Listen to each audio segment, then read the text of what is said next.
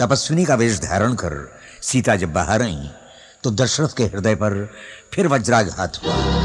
इधर पुत्र वियोग में व्याकुल व्यथित महाराज दशरथ को किसी प्रकार चैन नहीं आ रहा था, और उधर अयोध्या का जन जन राम को रुक जाने के लिए मना रहा था। इधर तमसा नदी के किनारे अयोध्या का जनसमूह घोर निद्रा की गोद में सो रहा था। राम समय से पहले ही जाग गए। उन्होंने सीता, लक्ष्मण और सुमंत्र को भी जगा लिया। मंगल भवन अमंगल हारी, प्रभु सुदशरथ अजिर बिहारी।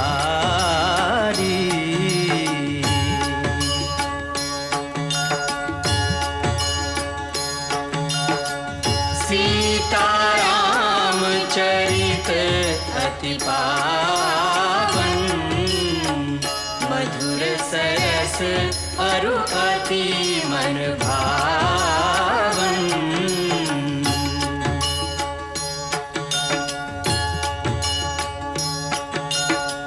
पुनि पुनि कितने हो सुने सुनाए, हिय की प्यास बुझत न बुझाए।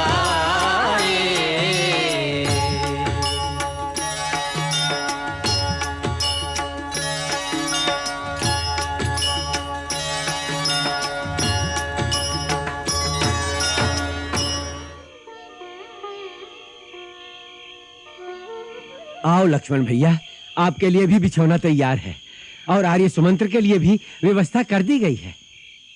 नहीं निषाद राज, हम नहीं सोएंगे। हम भैया के पहरेदार हैं। तो कहा आप सोओगे ही नहीं? नहीं, माता ने कहा था भैया सो जाएं तो पहरा देना। धन्य है लक्ष्मण जी। भाई से भाई के प्रेम की ऐसी उपमा संसार में दूसरी कौनो नहीं हो सकत है। धन्य हो तुम, और धन्य है तुहार माता कि जिसने तोहरे जैसे कर्मवीर पुत्र को जन्म दिया। हमारी तो दुख के मारे आज छाती फटी जात है कि चक्रवर्ती राजा के पुत्र आज सूखे घास के बिछौने पर पड़े। महाराज जनक की पुत्री और राजा दशरथ की पुत्र वधू, जिसका राम जैसा पति हो और आप जैसा देवर हो, उसको भी बेचारी को पत्ते पे सोना पड़े। हाय रे विधाता, भाग्य इनके भी विपरीत हो सकत है तो हम जैसे मनुष्यों का क्या हाल होई। हाय रे कैकेयी, तूने ये क्या कर डाला? मित्र, किसी को दोष देने से भाग्य की रेखा नहीं बदल जाती। मनुष्य अपने ही कर्मों का फल पाता है। इस संसार में वही सुखी है जो जीवन को स्वप्न की भांति समझे। ऐसन बातें हमारी समझ में नहीं आवत है सरकार। हम तो केवल इतना ही जानत है कि जो हमरे मित्र का कष्ट दिए है, हम वो का क्षमा नहीं कह सकत है, कबहू क्षमा नहीं कह सकत है। रात्रि बीती, भोर हुई। सूर्यदेव की आराधना में लीन पुष्पांजलि अर्पित करते श्री राम, लक्ष्मण उनकी खड़ाओं धो रहे थे। तभी निषाद वहां आ पहुंचा। आओ निषाद राज, तुम ठीक समय पर आ गए। प्रभु, ई का होएगा? ई बालों को कैसे मना लिया प्रभु? मित्र, जब वन में ही वास करना है तो पूरी तरह मुनिवेश धारण कर लेना चाहिए। अब हम यहाँ से गंगा पार करके आगे वन में पैदल ही जाएंगे। आगे जाना आवश्यक है क्या प्रभु? यह तो वन प्रदेश है। प्रभु, एक बार इस दास की विनती पर विचार तो करें। ई राज आपका है, ई दास आपका है। 14 साल ही प्रदेश में राज कीजिए और हमका सेवा करे का अवसर दीजिए। हमार जीवन धन्य हो जाए प्रभु। निषाद राज, तुम हमारे मित्र हो ना? एक मित्र का धर्म है कि वो अपने मित्र की इस प्रकार सहायता करे कि उसे अपने कर्तव्य पथ पर चलने में सहारा मिले। तुम अपने प्रेम को हमारे कर्तव्य पथ की बाधा बनाना चाहते हो? यह उचित नहीं मित्र। अपने भावना के वेग को रोको और हमें आगे जाने की अनुमति दो। कर्तव्य भावना से महान होता है। ये बड़ी बड़ी बातें आप जानो सरकार। हम तो केवल अतना ही जानत हैं कि प्रेम से बड़ा कछो नहीं होता है और प्रेम से बढ़कर कछो नहीं होता है। हमार तो केवल प्रेम है, यदि स्वीकार करो तो हम तुम्हें उसी प्रेम की शपथ देते हैं मित्र। हमें अपने पथ पर आगे जाने दो। आप प्रेम का नहोरा देते हो तो और आगे का बोली सरकार, यही सन आपकी आज्ञा। तो किसी खिवैये से कहकर एक नैया का प्रबंध करा दो, हमें गंगा पार उतरवा दो। तुम्हारी बहुत कृपा होगी मित्र। नहीं नहीं प्रभु, स्वामी सेवक के आगे हाथ जोड़े, ऐसे सेवक का पाप लगत है। हम आपकी हर आज्ञा का पालन करेंगे, आप निश्चिंत रहें। नौका का प्रबंध हो जाए, मैं अभी जाता हूँ। नाव की क्या आवश्यकता है कुमार? रथ किस लिए है? जहां भी जाना है रथ में चलेंगे। नहीं आर्य सुमंत्र, हम यहाँ से पैदल ही चलेंगे। आप कृपा करके श्री महाराज के पास अयोध्या वापस लौट जाइए। नहीं रघुनंदन, ऐसा आदेश न दे। आपके बिना अयोध्या जाकर करूंगा क्या? नाव में बैठकर गंगा पार करके जहां आप रहेंगे मैं आपके साथ रहूंगा, वहीं मैं आपकी सेवा करूंगा। मैं तो जंगल में लकड़ी भी काट कर ला सकता हूँ। आर्य, आप पिताश्री के मंत्री ही नहीं मित्र भी हैं। उन्हें सांत्वना देने के लिए आपका उनके पास पहुंचना आवश्यक है। मेरे महामनस्वी पिता को मेरी ओर से निवेदन कीजिएगा कि भरत को शीघ्र बुलवाकर उसका अभिषेक कर दें, और भरत से अनुरोध कीजिएगा कि उसकी दृष्टि में जो स्थान माता कैकेयी का है वही सम्मान माता सुमित्रा और मेरी मां कौशल्या को दे। समस्त अयोध्या वासियों और गुरुजनों से मेरी, सीता और लक्ष्मण की ओर से चरण वंदना कहिएगा। अच्छा आर्य, वनवास समाप्त होने पर फिर मिलन होगा। नहीं नहीं रघुवर, इतने निर्मोही न बनो। जिस सहज और सरल भाव से तुमने सब कुछ कह दिया, उसका निभाना कितना दुष्कर है। खाली रथ ले जाऊं, इससे तो अच्छा है कि गंगा किनारे रथ सहित अग्नि प्रवेश कर जाऊं। हे आर्य, विकट से विकट संकट में अपनी सूझबूझ से समस्याओं का समाधान करने वाला महामंत्री अयोध्या के राज परिवार में आई एक साधारण सी उथल पुथल से इतना अधीर, इतना आतुर हो जाएगा? यह अविवेक कहां तक उचित है आर्य? आप कृपा करके अयोध्या वापस चले जाइए और एक चतुर और बुद्धिमान मंत्री की तरह वही व्यवहार कीजिए जिससे पिताश्री को शांति मिले और माता कैकेयी को सुख और संतोष। माता कैकेयी के सुख और संतोष की चिंता करने की किसी को आवश्यकता नहीं भैया। अपने सुख और स्वार्थ को झपट कर छीन लेना वो अच्छी तरह जानती हैं। आर्य सुमन, उनसे कहिएगा अपने चहेते भरत को राजगद्दी देने के बाद राजमाता का सुख भोगें। लक्ष्मण, फिर वही धृष्टता? क्षमा करें भैया। आर्य, लक्ष्मण की बचकानी बातों को वहां किसी से न कहिएगा, आपको मेरी सौगंध। महाराज ने विशेष रूप से आग्रह किया था कि यदि राम और लक्ष्मण ना आए, देवी सीता को तो अवश्य साथ ले आना। उन्होंने यह भी कहा था सीता 2-4 दिन वन के कष्ट देखने के बाद अयोध्या वापस आ जाए, हमारे लिए आए। महाराज ने यह भी कहा था राम के जाने के बाद मेरा और कौशल्या का कोई सहारा नहीं। राम, यदि मुझे आप जाने के लिए कहते हैं, जानकी को तो साथ भेज दो। अवश्य, जानकी जाएं, हमें भी प्रसन्नता होगी। आर्य, हाँ सीते, यहां तक आकर तुमने वन की छटा तो देख ही ली। अब तुम घर लौट जाओ तो सास ससुर समस्त प्रियजन की चिंता मिट जाए। उनकी सेवा कर सको तो हमें प्रसन्नता होगी। आर्य सुमंत के साथ घर लौट जाओ देवी। स्वामी, मैं तो केवल आपकी छाया मात्र हूँ। मेरा अपना कुछ अस्तित्व नहीं है। यदि आप अपने से अपनी छाया अलग कर सकते हैं तो मुझे भी अलग करके भेज दीजिए। वही देवी, स्त्री तो माता, पत्नी, बहू, बेटी, कई नातों में बटी हुई है। उसे तो सारे नाते निभाना चाहिए। आर्य, आप भी मेरे पिता समान पूज्य हैं। आपको उत्तर दे रही हूँ, इसके लिए क्षमा करें। स्त्री के सारे नाते, सारे संबंधों का एक ही आधार स्तंभ है, उसका स्वामी। यही सीख मुझे माँ से मिली है। यही शिक्षा पूज्य सासू जी ने देकर मुझे पति के साथ भेजा है कि दुख में भी उसी प्रकार पति का साथ देना जैसे सुख में दिया है। आर्य सुमंत्र, आपको सीता को साथ लौटा ले जाने का विचार भी त्यागना ही पड़ेगा। अब आप रथ लेकर प्रस्थान कीजिए। जी हाँ आर्य सुमंत, जब तक आप रथ लेकर नहीं लौटेंगे देवी केकई इसी शंका में बेचैन रहेंगी कि कहीं हम सैर करके अयोध्या वापस न लौट आए। आर्य सुमंत्र, आपको देखकर माता कैकई को विश्वास हो जाएगा कि राम वन को गया, अन्यथा पिताश्री के प्रति मिथ्यावादी होने का संदेह करती रहेंगी। अब और विलंब न कीजिए, शीघ्र अयोध्या लौट जाइए। जैसे प्रभु की इच्छा होनी बलवान है। सरकार सरकार सरकार, गंगा पार करे की खातिर नौका का प्रबंध हो गवा है। चलिए आइए सरकार। ठीक है। अच्छा तात, नहीं लक्ष्मण, अब इस विलासिता की भी आवश्यकता नहीं। यहां से हम नंगे पांव ही जाएंगे। यही का सरकार, वन के पथ से आप भली भांति परिचित नहीं है प्रभु। पग पग पर कंकर पत्थर, डगर डगर, झाड़ झंकार कांटे, ई कोमल चरण कैसे सहन करी हैं? उसकी चिंता न करो मित्र, बाल्यकाल में ही हमें गुरुदेव ने इसके लिए तैयार कर दिया था। याद है ना लक्ष्मण, उन्होंने कहा था आज तुम राजकुमार हो, कल को वनवास में जाना पड़ जाए और उस समय जो मजबूत नहीं होगा वो टूट जाएगा। इसीलिए ये कठोर तपस्या की आवश्यकता है। गुरुदेव त्रिकालदर्शी हैं, वो जानते थे कि क्या होने वाला है। जानत रहे तो फिर रोक नहीं सकत रहे का?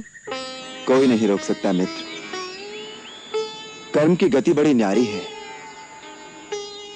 स्वयं भगवान भी उसमें बंधे हैं। आओ चले। प्रणाम आर्य। जो प्रभु की इच्छा, होनहार बलवान है। विदा रघुराई, वन के कांटे तुम्हारे लिए फूल बन जाए, तुम्हारे कीर्ति का सूर्य कभी अस्त न हो। चलो मित्र।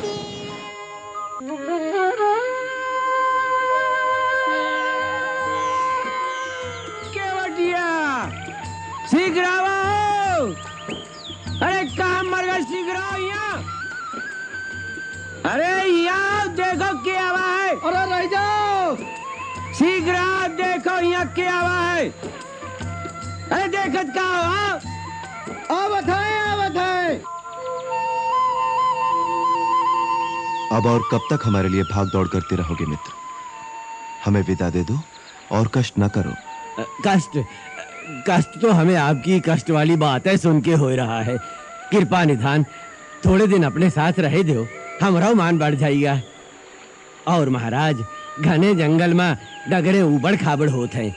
आप तो पहली बार वन में आए हो, डगरऊ नहीं जानत हो, और हम डगर के जानकार हैं। का सोचत हो महाराज, हमका साथ में रहे दो।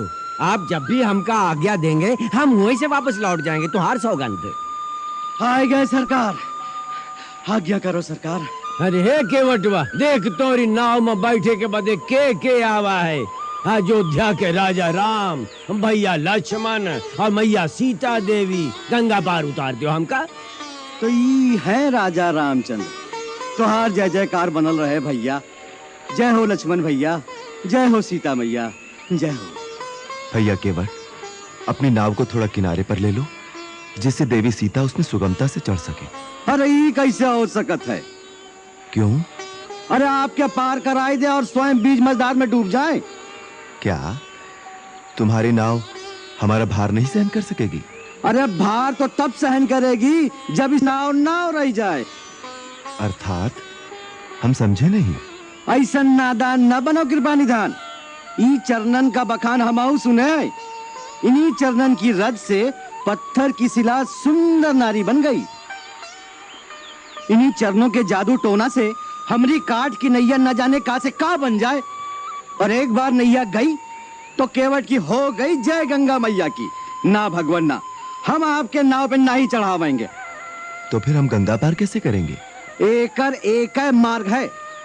क्या? रघुराई है रघुराई, रघुराई है रघुराई, पग धोकर नाव चढ़ई हूँ, पग धोकर नाव चढ़ई हूँ।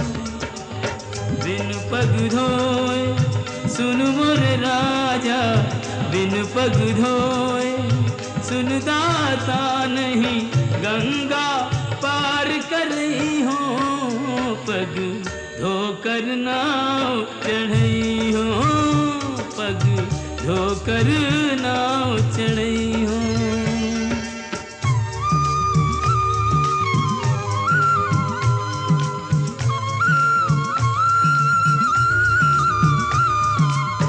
तब चरणन की महिमा न्यारी, परस पाए पाथर भयो नारी, मोरी नैया काठ की नैया, ये बेचारी काठ की नैया, सगरे कुटुंब की पालनहारी, यही सगरे कुटुंब की पालनहारी, नौका से ये नार भई तो, नौका से ये नार भई तो, कित जई हो कहा खई हो, नहीं यो नहीं नाव चढ़ई हो, पग धोकर नाव चढ़ई हो। अब कैसे मना करते राम, उन्होंने अपने चरण आगे बढ़ा दिए।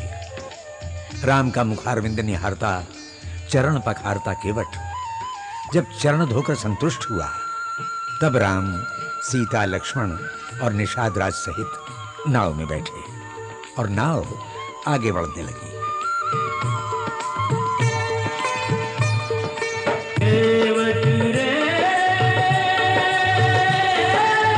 बड़भागी तोरी नैया, बड़भागी तोरी नैया, आज तोरी नैया में विराजे भव सागर के खिवैया, बड़भागी तोरी नैया। गंगा पार कर सीता ने अपनी अंगूठी राम को दी कि वो उसे केवट को दे दें, किंतु राम ने जब उसे केवट की ओर बढ़ाया तो केवट ने हाथ जोड़ दिए।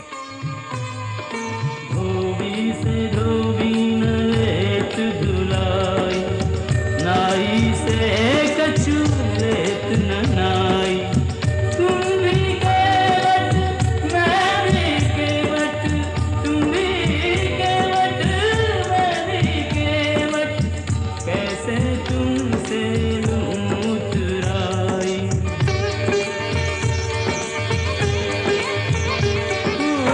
कर दीजो भव पार प्रभु मोहे, कर दीजो भव पार प्रभु, जब घाट तिहारे गई हो, अभी उतराई नहीं हूँ, अभी उतराई नहीं हूँ, मैं तो उतराई तभी नहीं हूँ। राम केवट को देखते ही रह गए, उनके पास इसका कोई उत्तर नहीं था। सीता ने गंगा जल हाथ में लेकर उसे शीश नवाया, उसका आचमन किया। अच्छा भाई, अब हमें आज्ञा दो। अयोध्यानाथ की जय जयकार बनी रहे। हमका भूल मत जाना महाराज, और लौटी फिर अवश्य दर्शन देना। कैसे भूल सकते हैं तुम्हें, आओ चले।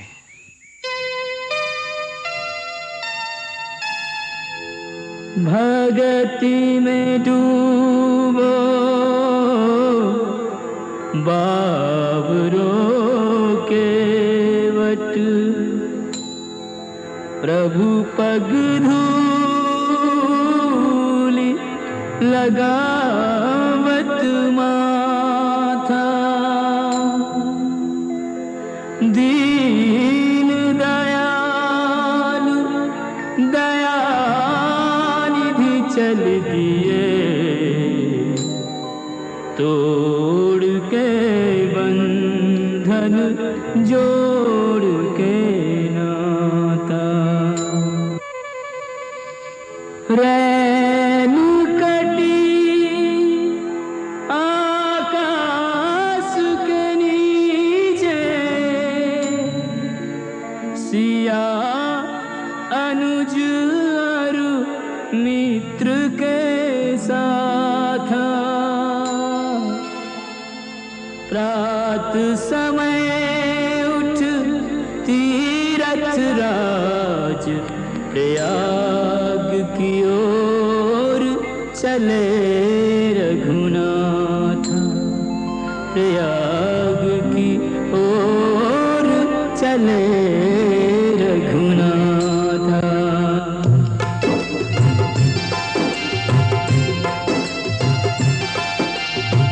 को कहीं सकहि प्रयाग प्रभाऊ, कलुष पुंज कुंजर मृगराऊ।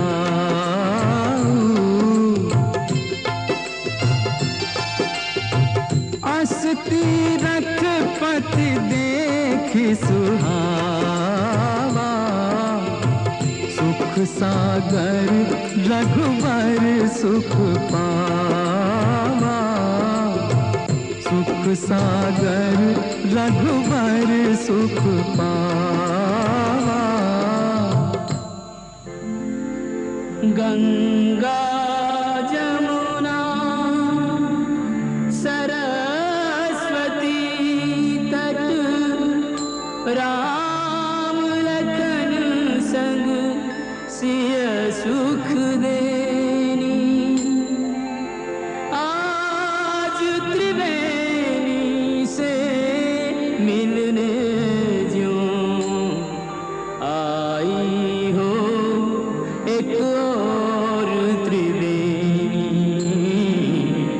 आई हो एक और त्रिवेणी। राम लक्ष्मण और सीता निषाद राज सहित महर्षि भरद्वाज के आश्रम में पहुंचे।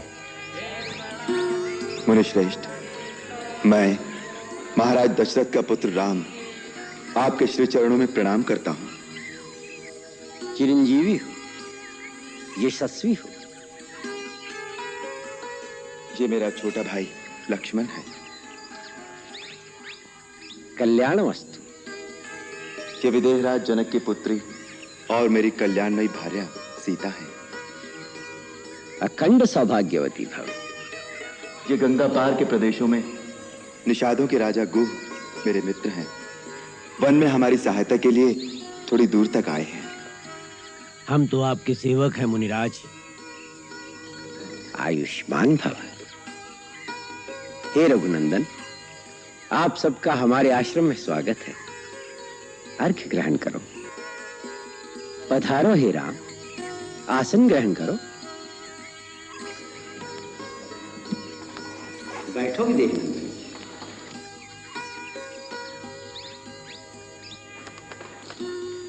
ये क्या निषाद राज, श्री राम के मित्र हो तो उनके बराबर का आसन ग्रहण करो। नहीं नहीं मुनिवर, हम तो नीच जात के हैं, बहुत छोटे आदमी हैं। अपने आप को छोटा समझना ही तुम्हारा बड़प्पन है। रही नीच होने की बात, तो श्री राम ने नीच तो किसी को रहने ही नहीं दिया। राम के मित्र होकर अपने आप को नीच कैसे कहते हो तुम? जो प्रभु का प्रिय हो, जो हरि का जन कहलाए, उसकी जात सबसे ऊंची है। आसन ग्रहण करो निषाद। धन्यवाद। हे रघुनंदन, ब्रह्म ऋषि विश्वामित्र के आश्रम में तुमने जो साहस, जो दिव्य पराक्रम दिखाया था, उसकी कीर्ति सुनने के पश्चात से ही हम तुम्हारे दर्शनों के लिए लालायत थे। हे महामनस्वी, अपने इस तपोवन में तुम्हारा आतिथ्य करके हमें ऐसे अलौकिक आनंद का अनुभव हो रहा है जैसे हमें अपने समस्त जीवन की तपस्या और साधना का सुफल मिल गया हो, जैसे हमारे संपूर्ण जीवन के पुण्य फलीभूत हो गए हो। हे मुनीश्वर, आप जिसका आदर करें वो बिना प्रयास ही बड़ा हो जाता है। आपके केवल दर्शन मात्र से ही मनुष्य सब दुखों से निवृत्त हो जाता है। धन्य हो राम, धन्य हो। बस एक ही बात हमारे मन को खिन्न कर रही है। हमारे परम मित्र महाराज दशरथ ने बिना अपराध ही तुम्हें वनवास कैसे दे दिया? आप तो त्रिकालदर्शी हैं, सर्वज्ञ हैं। आप तो जानते ही हैं कि पिताश्री ने मुझे वनवास देकर मुझ पर इतना उपकार किया है कि मैं आप जैसे पुण्य तीर्थ महात्मा के दर्शन कर सका। हे पुरुषोत्तम, अपनी मर्यादा के अनुकूल ही निर्विकार भाव है तुम में। बिना किसी अपराध के निर्वासित होकर तुम वनवास के दुख भोगोगे, ये बात सोचकर हमारा हृदय अत्यंत व्यथित हो रहा है। विश्वास कीजिए पूज्यवर, मैं सौगंध से कहता हूं, लेश मात्र भी दुख नहीं है वनवास में। अत्यंत आह्लादकारी अनुभव हो रहे हैं वनवास के नवजीवन में। आप जैसे महामनीषियों, मुनियों और तपस्वियों के दर्शन होंगे। भांति भांति के साहस, सत्कर्म और असहाय जनों की सेवा के सुअवसर प्राप्त होंगे। धन्य हो रघुकुल केसरी, धन्य हो। तुम्हारा आत्मबल, तुम्हारा आत्मविश्वास हम तपस्वियों से बढ़कर है। पितृ आज्ञा पालन करने का तुम्हारा आदर्श आर्य संतान के लिए अनंत काल तक एक ज्वलंत दीप स्तंभ बना रहेगा। वत्स, गंगा और यमुना के संगम पर बसा ये स्थान बड़ा ही पुनीत और बड़ा ही सुरम्य है। हमारा आग्रह है कि अब तुम देवी सीता और अपने अनुज लक्ष्मण के साथ इसी आश्रम में शांतिपूर्वक निवास करो। क्षमा मुनिवर, यहां निवास करना अनुकूल नहीं होगा। क्यों वत्स? तीर्थराज प्रयाग की पावन भूमि पर वास करने में क्या बाधा है? हमारे राज्य की सीमा यहां से समीप ही है। पता लगते ही अयोध्या वासियों का तांता लग जाएगा। आपके आश्रम की शांति भी भंग होगी और हमारा उद्देश्य भी पूरा नहीं होगा। अतः एकांत स्थल में कोई स्थान बताने की कृपा करें। यहां से 10 कोस की दूरी पर चित्रकूट नाम का एक परम पवित्र और बहुत ही रमणीक पर्वत है। वहां भी अनेक साधक तपस्वी अपनी अपनी तपस्या में लीन रहते हैं। वो स्थान तुम्हारे लिए उपयुक्त रहेगा। चित्रकूट किस मार्ग से होकर जाना होगा मुनिवर? राम, तुम जिस मार्ग से भी जाओगे वही मार्ग सुगम हो जाएगा। उसके लिए तुम्हें यमुना को पार करना होगा। वहां कोई नाव नहीं मिलेगी। निषाद राज तुम्हारे साथ हैं। इनकी सहायता से बांसों का एक बेड़ा बना लेना। उस पार कुछ दूर चलकर श्यामवट नाम का एक पवित्र वट वृक्ष मिलेगा, जिसकी छाया में कई सिद्ध पुरुष अपनी अपनी तपस्या में लीन हैं। वो दिखाई नहीं देंगे। उन्हें प्रणाम करके उनका आशीर्वाद ले लेना। वहीं से तुम्हें चित्रकूट का पथ मिलेगा। राम, तुम्हारा वनवास जगत के लिए कल्याणकारी सिद्ध हो। हम पिता के समान सदा तुम्हारी कल्याण कामना में लीन रहेंगे। जो आज्ञा मुनिवर।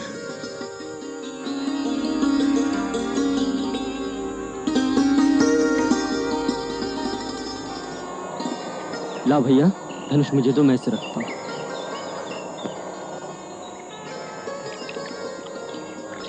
हटिए निषाद भैया, ये सब मैं करता हूँ। जैसा ना क्या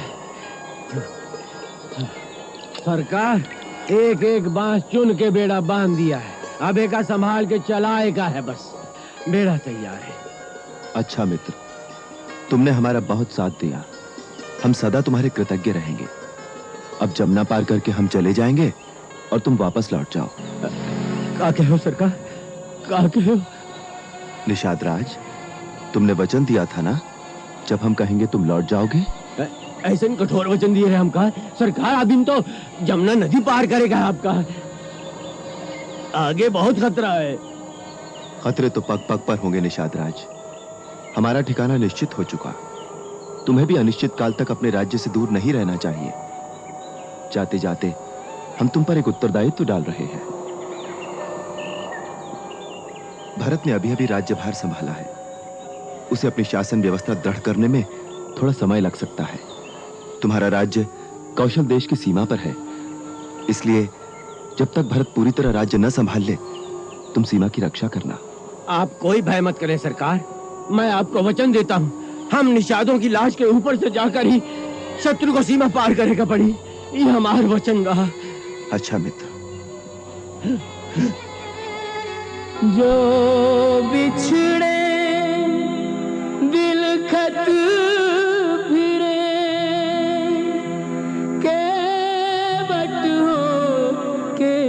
निषाद धीर वीर रघुवीर उर ना कछु हर्ष विषाद।